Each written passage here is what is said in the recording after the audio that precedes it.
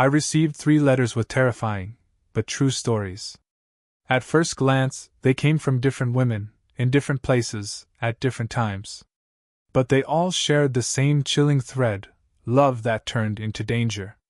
From a teenage romance that ended with glass and blood, to a handsome farmer whose smile hid the cold steel of an axe, to a grieving widower whose story of loss unraveled into something far darker than grief. These are not just stories of broken hearts. They are warnings, reminders that sometimes the people closest to you can become your worst nightmare. I will read them to you.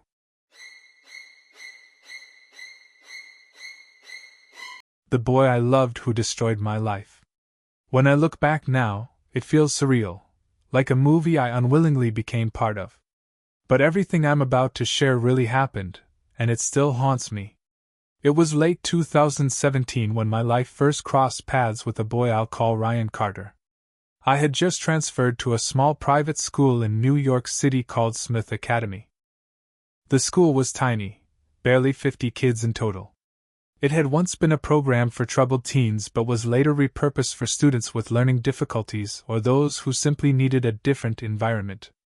I only spent a year there before moving on, but during that year, I thought I had found someone special. By February 2018, I was dating Ryan.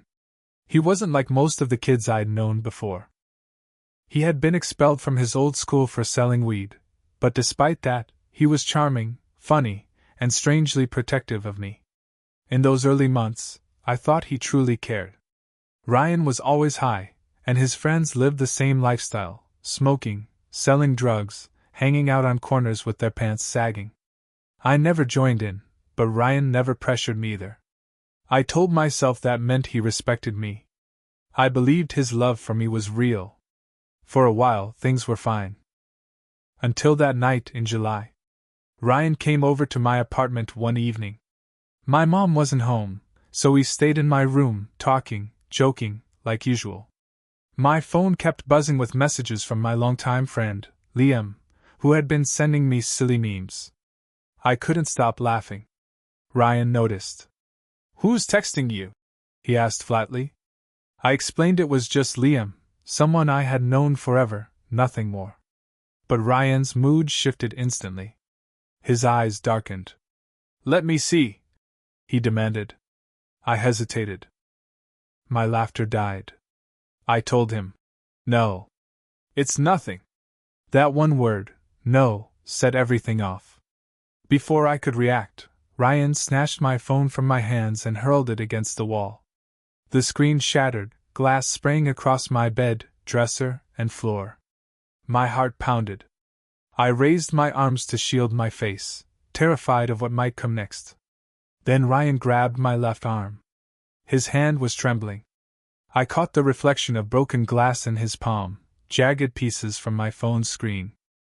And in a split second, he plunged one of those shards into my arm. I screamed so loud I thought the whole city could hear me. Ryan pulled back, his face twisted in rage. "Are you happy now?" he shouted, then bolted out of my room and out of my life. Or so I thought. I locked myself in the bathroom, shaking, and cleaned the wound with soap and water before bandaging it myself. I never told anyone. Not my mom. Not my friends. To everyone else, I said Ryan and I had simply broken up because it wasn't working. And for years I tried to bury it. But then came August 2023. I was at work when my phone rang with a number I didn't recognize, a New York City area code. I almost ignored it, but something made me answer. A woman's voice asked for me by name. When I confirmed, she said words that froze my blood. "This is New York Presbyterian Hospital. I'm calling to inform you that your mother was struck by a car. She is in critical condition." My world spun. I rushed to the hospital, heart in my throat. When I arrived, my mom was in a coma. A nurse explained what had happened. A man had stolen a car while intoxicated, sped down a wrong-way street, and plowed into pedestrians. My mom was one of them. 7 people were injured. Some would never recover. The next day brought relief. My mom woke up. But it also brought horror, the name of the driver. It was Ryan! The same boy who had stabbed me years earlier. I couldn't believe it. The face from my nightmares was suddenly in the news, in custody, his mugshot plastered everywhere. Ryan was tackled by bystanders at the scene, then arrested. For a moment, I thought justice would finally be done. But life is rarely that simple. A few days later, doctors told me my mother would never walk again. That day, I felt like I lost more than just her mobility. I lost the future I thought we'd still have together. The grief and rage that consumed me were indescribable. When the trial came, I finally told my story. I wrote a letter to the court, describing the night Ryan had stabbed me with glass. To my surprise, another woman who had dated him stepped forward too. She had suffered domestic abuse from him in 2022. Together, our voices painted the picture of who he really was. In the end, Ryan was found guilty of the assault against me, of abusing the other woman, and of the drunk driving crash that devastated so many lives. His sentence? 2.5 years. That was it. For stabbing me. For crippling my mother. For nearly killing 7 people. I'll never understand how his punishment was so light. Maybe he had a good lawyer. Maybe the system just doesn't value victims enough. But all I know is this: Ryan Carter destroyed parts of my life I can never get back. To this day, I can't walk through New York without scanning the streets, making sure I'll never see him again. When he does get out, I pray people stay far away. Because people like him don't change. And if you ever meet someone who shows you that first red flag, don't ignore it. Don't wait for the next time. Because I didn't listen, and it cost me more than I could have ever imagined.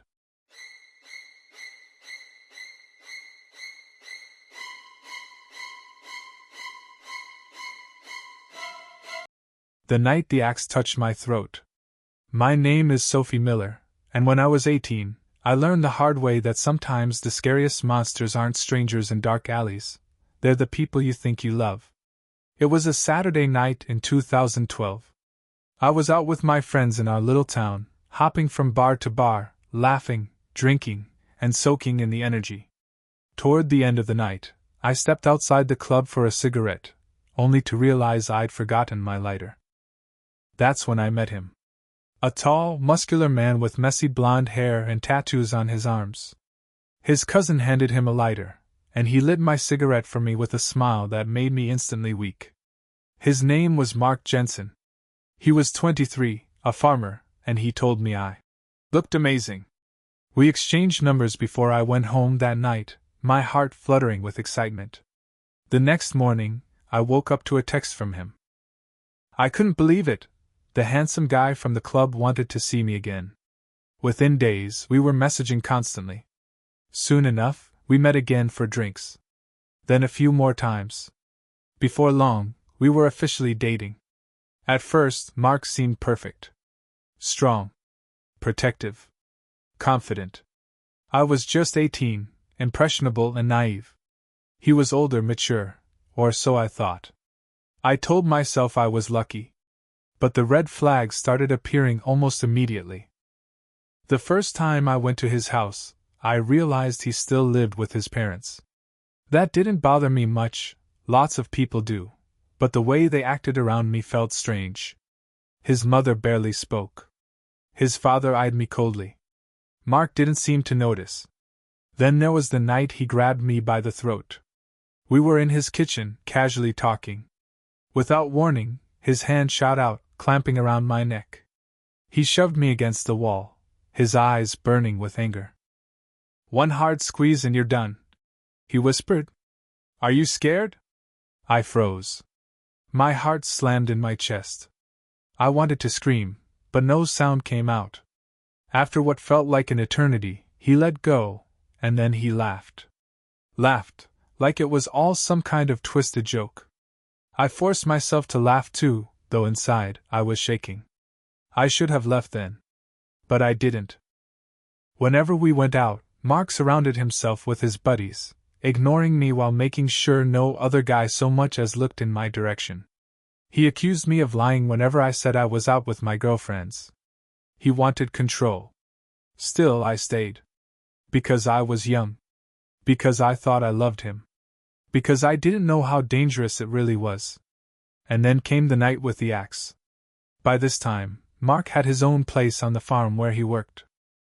It was miles from anywhere, down a long, narrow road through the woods. The isolation was eerie, but I told myself it was romantic. We spent the evening watching a movie, then ended up in bed. Afterward, I stepped outside for a cigarette. It was pitch black except for the weak glow of the porch light. That's when I saw it, a tree stump in the yard, an axe buried in the wood. Its blade caught the light just enough to make me shiver. Mark walked out a moment later. He saw me staring at the axe, and without hesitation, he pulled it out of the stump. Slowly, he walked toward me, holding it in one hand. "You know," he said, pressing the cold metal to my throat, "I could kill you right now. No one would ever hear you scream." His eyes were dead. Hollow. "I could chop you into pieces and feed you to the pigs. No one would ever find you." The porch light buzzed faintly above us. The night was silent. My breath caught in my lungs. For a split second, I truly believed I was going to die. Then, just like before, his expression changed. He pulled the axe away and burst out laughing. Maniacal. Cruel. I laughed too, because what else could I do? I didn't want him to see my terror. I didn't want him to know he'd won. Inside, he made me coffee, acting as though nothing had happened. My hands shook so badly I could barely lift the cup. After 10 minutes, I told him I had to work in the morning and begged him to drive me home. The moment I stepped into my house, I blocked his number. Deleted him from every social platform. I knew if I didn't cut him off completely, I might never escape. Even now, over a decade later, I sometimes wake up at night, heart racing, remembering the cold steel of that axe against my skin. I'm 30 now, a mother, and far more careful about the men I allow into my life. Back then, I thought Mark Jensen was just a troubled guy who loved me in his own way. But now I know better. He wasn't joking. He wasn't just playing around. He wanted to see fear in my eyes. He wanted to know that he could end me at any moment. And for one horrifying night, he did.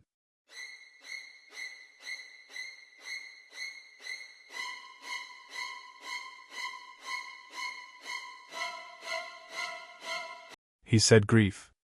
I saw a pattern. All names have been changed. My name is Ava Collins, I'm 22, and I used to think I was dating a broken man. Now I'm afraid I was dating a dangerous one. I met Logan Pierce last winter, right after I'd crawled out of an ugly breakup. Logan was attentive in the way lonely people dream about: good morning texts, late night calls, playlists with my name in the title. On our third date he told me, quietly, that his first wife had died 2 years earlier. He said the word depression and watched my face. I reached across the table and squeezed his hand. That night, he cried in my car and I believed every tear. Grief explained everything: the way he clung, the way he sulked when I went out with friends, the way he demanded location shares. For safety. When he got jealous, he called it trauma talking. When he went silent for a day, he texted after. Some dates are hard. I told myself to be patient. I told myself I was helping someone heal. Then he told me how his wife died. He said it happened in her car. He said it was a .22 long rifle. I didn't say much then, but the detail lodged in my brain like a splinter. Weeks later, when we were arguing about something small and he reached for sympathy, the story shifted. No, not a .22, he corrected himself, a pistol. He waved it off. I misspoke. But I grew up in a funeral home, my mom's a mortician, and I have a criminal justice degree. People who know guns don't mix up a rifle and a handgun. The splinters kept coming. He told me his best friend died exactly 2 months after his wife. The autopsy, he said, showed ligature marks sky-high touch screen. Weird bruising. He said it with the practiced cadence of someone who'd repeated it 100 times. When I said that didn't really track, he turned cold and called me ignorant. I apologized because that's what you do when you're being trained to doubt yourself.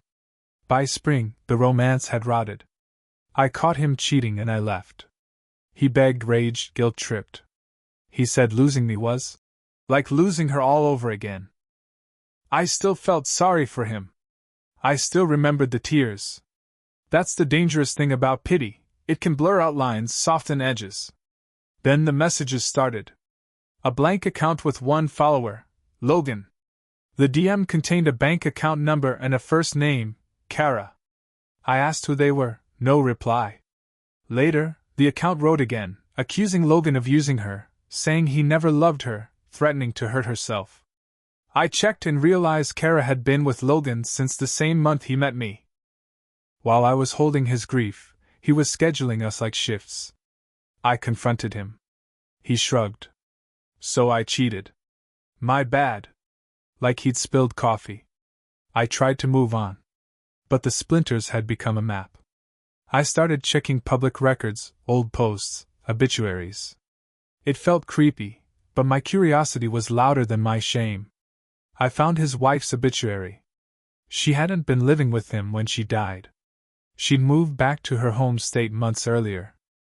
According to travel photos Logan had posted at the time, he'd driven up there the weekend before she died. He was back in our state the day after. Maybe that was nothing. Maybe it wasn't. He told me once that his mother had cleaned the car where his wife died. No remediation crew, no professionals, just his mom and a bucket. Anyone who knows anything about biohazard scenes knows how unusual that is. A week later, he sold the car to a scrap lot. Faster than most people can process a grocery list. His wife had allegedly wanted burial. He cremated her. When I mentioned any of this, he went red-eyed and mean. You weren't there, he would hiss. You don't know what you're talking about. Then he'd soften, touch my face, say he was still learning to live without her. I learned to keep my questions inside my mouth. Months passed. I blocked him. I told myself to let it go. Then he posted a memorial video for the friend who died 2 months after his wife. The comments filled up with grief, and then with fury from the friend's mother, demanding he take it down, saying he had no right. The video vanished. Logan didn't vanish. He got married. To Kara, the girl from the ghost account. 2 months of knowing each other, and she moved states with him, 2 kids in tow.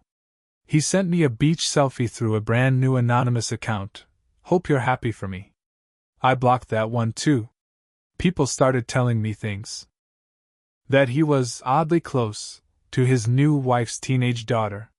That he would fall asleep on the couch with the girl curled up beside him. I wanted to be wrong about everything so badly that my stomach hurt. I looked up their new state's laws anyway. Age of consent, 16. Maybe it was all coincidence. Maybe I was building a monster out of shadows.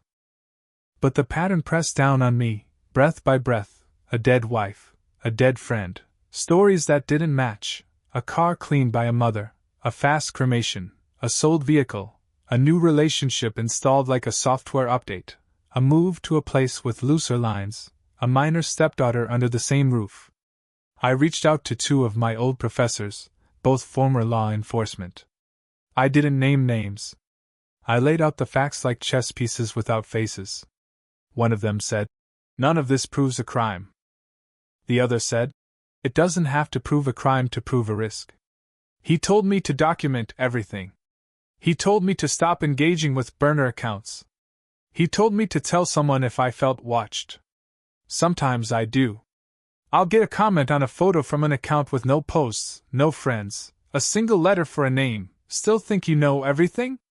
Or just a location pin emoji. Maybe it's not him. But once you notice a pattern, every dot looks connected. I keep a folder now, screenshots, dates, the obituary, the car sale, the memorial, the move. I don't plan to publish it or post it or blow up anyone's life. I just want to be ready if a detective ever knocks and asks, "Did anything ever feel off to you?" I want to be able to say yes. From the beginning. Here's why. People ask why I didn't go to the police. What would I say? My ex told me 2 different gun stories and his mom cleaned a car. It sounds like a conspiracy board. It sounds like grief making me petty. Paper doesn't hold hunches well. And yet, every time I remember his tone when he described those deaths, I get the same feeling I got when he misspoke about the weapon, a cold, clean click of something that doesn't fit. It would be easier if he were a cartoon villain. He isn't. He buys flowers. He opens doors. He sends texts that say get home safe. Monsters don't look like monsters up close. They look like men who convince you that doubt is cruelty and questions are betrayal. Here is what I know without theories or guesses. He visited his wife's state the weekend before she died and drove home the day after. He had his mother clean the car. He sold the car within a week. He cremated his wife despite saying she'd wanted burial. 2 months later, his best friend died in circumstances he described with improbable precision. He lied to me constantly and cheated without remorse. He moved to a state where a teenager is legally considered old enough to consent and now lives with one. He and, let's call her Kara, married at fast-forward speed. When I asked questions, he attacked my intelligence and then asked for pity. Maybe all of that adds up to nothing. Maybe it adds up to a man who's terrible at love and unlucky at life. Maybe I'm the one who can't let go. But I've seen enough families in funeral homes to know what regret looks like. It's a mother whispering to a closed lid, I should have said something sooner. It's a sister holding a folded program like a weapon she can't use. It's the silence afterward that never quite learns to sleep. If you're reading this because you think you're dating a damaged man and all you need is patience, be careful. Patience is a lovely word for look away. Empathy is a lovely word for ignore your gut. Ask the questions. Watch for the shifts. Write things down. Logan once told me grief is a tide, it takes and it returns. Maybe he was right. Maybe one day the truth will come in on some other shore, in someone else's story, with names I don't recognize. Until then, I'm keeping my folder. I'm keeping my distance. And I'm keeping one promise to myself. If the pattern ever becomes a picture, I won't look away. Let me know what you think in the comments. This was Tell Me What Happened. I'll see you in the next story.